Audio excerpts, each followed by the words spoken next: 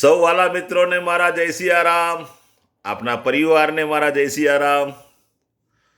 તો આજે ફરીથી એક નવા વિડીયો સાથે આપની સેવામાં હું હાજર છું। તો તારીખ છે 20 જૂન, વાર છે શુક્રવાર, પંચાંગ કહે છે રેવતી નક્ષત્ર, શોભન યોગ, મીન રાશિનો ચંદ્ર અને મિથુન રાશિનો સૂર્ય છે। રાહુકાળ સવારે 10:40 થી 12:30 સુધી છે। યમગંટ મધ્યાહન કાળે 3:30 થી સાંજે 5:33 સુધી છે। આ બે અશુભ સમય છે। આ સમયથી તમારે બચવાનું છે, કોઈ શુભ કાર્ય કરવાનું નથી। શક્ય હોય તો બહાર જવામાં પણ આ સમયને એવોઇડ કરો।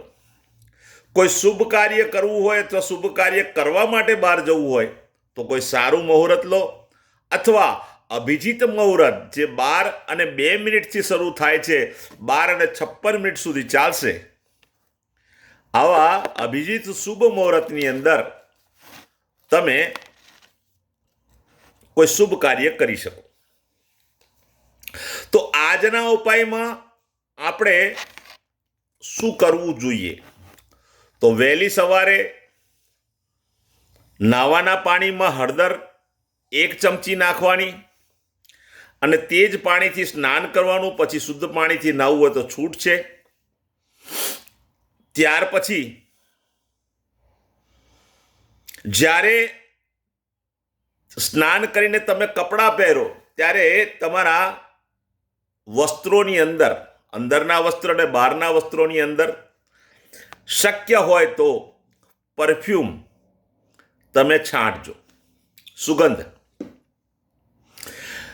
તમારી પાસે દેશી અત્તર હોય, તમે કપડામાં અત્તર ના છાંટો, પણ રૂનું પૂમડું જેને અત્તરવાળું કરીને તમે કાનની અંદર રાખી શકો તો પણ ચાલે। ત્રીજો ઉપાય, તમે અત્તરને તમારા જમણા હાથના અંગૂઠાની નીચે, જમણો હાથ એના અંગૂઠાની નીચે આ ગાદી જેવો જે ભાગ છે ત્યાં તમે અત્તર લગાડી શકો। આટલું કરવાનું છે। ત્યાર પછી તમારે એક સફેદ કાગળમાં રઈ લેવાની છે। રઈને એ કાગળની અંદર એક ચપટી રઈ લઈ એની પડીકી વાળી પોતાના ખિસ્સામાં ઉપરના પોકેટમાં રાખવાની છે। ત્યાર પછી 24 કલાક પછી તે રઈનું પડીકું તમારે પીપળાના ઝાડના મૂળમાં અથવા દેવ મંદિરમાં જઈને મૂકી આવવાનું છે। સાયંકાળે તમારે એક હનુમાન ચાલીસા અને કાગભૂષણની રામાયણજીનો પાઠ કરવાનો છે। અને ત્યાર પછી રાત્રે સૂતી વખતે શ્રી કૃષ્ણાય વાળો જે મંત્ર છે, જે હું હંમેશા બોલું છું, તે તમારે યથાશક્તિ કરવાનો છે। તમે કહેતા હોય તો હું ફરી પણ એક વખત એ મંત્ર બોલી જાઉં। ઓમ કૃષ્ણાય વાસુદેવાય હરે પરમાત્મને પ્રણત ક્લેશનાશાય ગોવિંદાય નમો નમઃ। આ મંત્રની યથાશક્તિ મંત્ર જપ કરી લેજો, પછી સૂઈ જજો।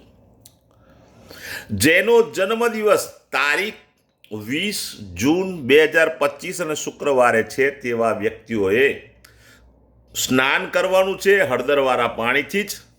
અને ત્યાર પછી આખા દિવસ દરમિયાન ગમે ત્યારે કોઈ જરૂરિયાત ગરીબ વ્યક્તિને જુવારનું દાન કરવાનું છે। જુવાર, અને જુવાર ના મળે તો ચોખા। પહેલો નંબર છે જુવારનો, જુવાર ના મળે તો ચોખા। બેમાંથી ગમે તે એકનું દાન કોઈ ગરીબ જરૂરિયાતમંદ વ્યક્તિને કરવાનું છે। તમને જરૂરિયાતમંદ વ્યક્તિ ન મળે તો તમે બીજું કામ કરી શકો છો કે ગાય હોય તેને લીલું ઘાસ ખવડાવવું જોઈએ। આ બેમાંથી કોઈ બી એક કાર્ય કરજો। તમારા જન્મદિવસ નિમિત્તે તમારું ભગવાન શુભ કરશે, કલ્યાણ કરશે। જેની મેરેજ એનિવર્સરી છે તેવા લોકોએ ખીરનો પ્રસાદ બનાવવો જોઈએ. ખીર ચોખા અને દૂધથી ખાંડ નાખી અને ખીર તૈયાર કરવી જોઈએ. તે ખીર મહાલક્ષ્મી માતાને ધરાવવી જોઈએ અને આખા પરિવારે તે ખીર પ્રસાદના રૂપમાં લેવી જોઈએ. જો આ પ્રમાણે આપ કરશો, ભગવાનની તમારા પર અસીમ કૃપા થશે. આખું વર્ષ તમારું ઉત્તમ રીતે પસાર થશે. મારા દરેક વિડીયો વોટ્સઅપથી લઈને હું ફેસબુક પર મૂકું છું, ઇન્સ્ટાગ્રામ પર મૂકું છું અને યુટ્યુબ પર એ મૂકું છું. મારી ચેનલનું નામ છે દુષ્યંત પાઠક. મારા ફેસબુક પેજનું નામ છે દુષ્યંત પાઠક અને ઇન્સ્ટાગ્રામમાં પણ મારું એકાઉન્ટ છે દુષ્યંત પાઠકના નામથી.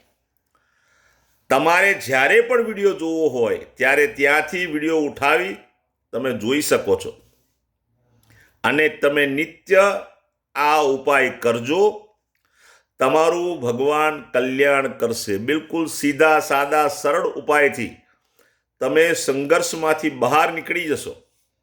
પરંતુ શરત એક જ છે કે સતત નિયમિત આ પ્રયોગ કરવા પડશે.